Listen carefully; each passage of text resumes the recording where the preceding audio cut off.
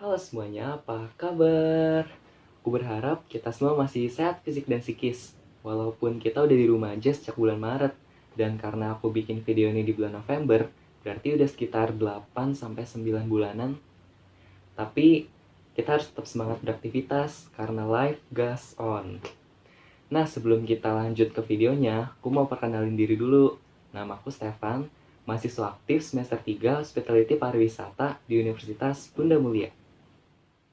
Kalau di video sebelumnya kita udah ngebahas tentang Bika Ambon dari Medan, Sumatera Utara, di video kali ini kita akan bergeser sedikit, sebenarnya nggak sedikit juga sih. Gesernya itu lumayan jauh, yaitu ke Sulawesi Utara, tepatnya di kota Manado. Ngomongin soal makanan Manado, aku yakin banget nih, pasti ada hal unik yang terlintas di pikiran kita waktu mendengar makanan khas Manado. Kurang lebih pasti pikiran kita sama deh, antara masakannya yang selalu pedas atau menggunakan daging ini.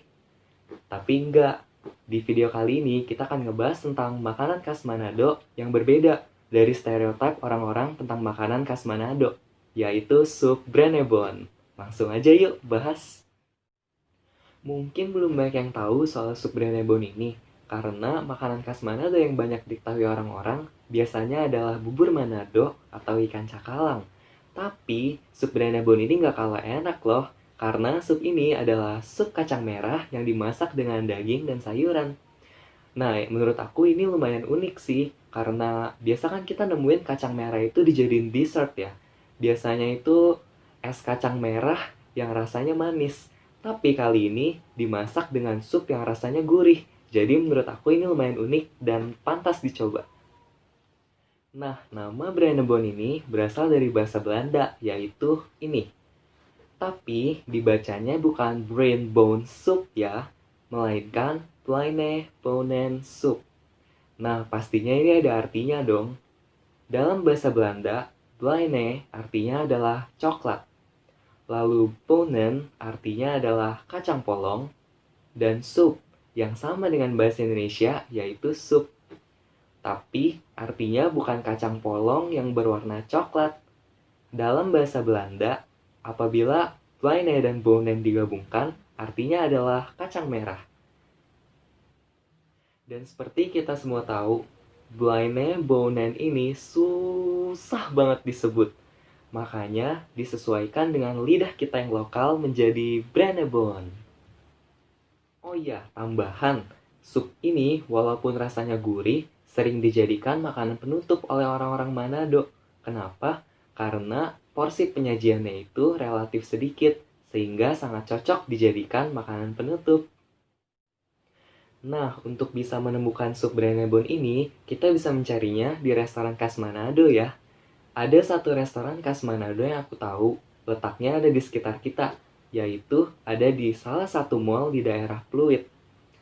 Tapi, selain bisa membelinya, kita juga bisa bikin sendiri loh. Karena menurut aku, selain lebih bersih, lebih irit, bahan-bahannya juga nggak susah buat dicari. Nah, buat temen-temen yang penasaran pengen bikin sendiri di rumah, aku kasih tahu ya. Di sini kita bagi menjadi 3 kategori.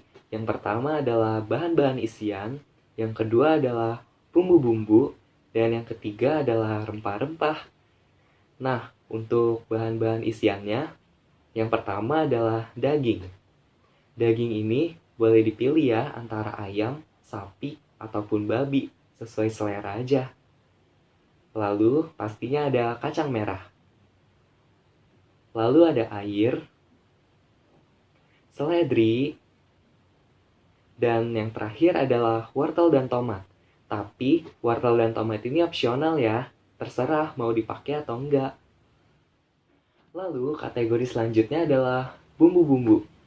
Isinya adalah daun bawang, garam, bawang putih dan bawang merah yang telah ditumis, margarin, dan kecap asin. Selanjutnya ada rempah-rempah. Rempah-rempah yang kita gunakan adalah pala, cengkeh, dan lada. Kalau teman-teman mau masak, gampang juga nih caranya. Tinggal masukin semua bahan-bahan isiannya ke dalam panci, bersamaan dengan rempah-rempahnya. Lalu baru kemudian dimasukin bumbu-bumbunya kalau airnya sudah mendidih. Setelah itu, masak sampai dagingnya empuk. Lalu siap disajikan. Nah, seperti yang udah aku sebutin tadi, kalau sup Brennebon ini kan asalnya dari bahasa Belanda. Jadi, pastinya ada akulturasi antara Belanda dengan Indonesia. Sebelum kita bahas lebih lanjut, sekadar informasi buat teman-teman yang belum tahu. Akulturasi adalah proses sosial di mana dua kebudayaan saling bertemu dan membaur sehingga menciptakan kebudayaan yang baru. Balik lagi ke sup Brennebon. Seperti kita tahu, Belanda pernah menjajah Indonesia selama 350 tahun lamanya. Dan karena itu, banyak kebudayaan Belanda yang bercampur dengan kebudayaan Indonesia. Salah satu bukti nyatanya adalah sup ini. Awalnya, sup ini memiliki kuah yang lebih kental karena dicampur dengan krim. Namun setelah membaur dengan kebudayaan Indonesia, sup ini jadi memiliki kuah yang encer dan bening. Lalu, sup Brennebon asli Belanda memiliki rasa yang hambar. Dan setelah berakulturasi dengan Indonesia, maka kita menambahkan rempah-rempah khas Indonesia, sehingga rasanya menjadi kaya. Nah, sudah tiba kita di akhir video. Sebelum aku akhiri, aku mau minta maaf apabila ada salah kata ataupun salah pengucapan. Semoga video ini bisa bermanfaat bagi kita semua. Stay healthy and have a nice day. Terima kasih.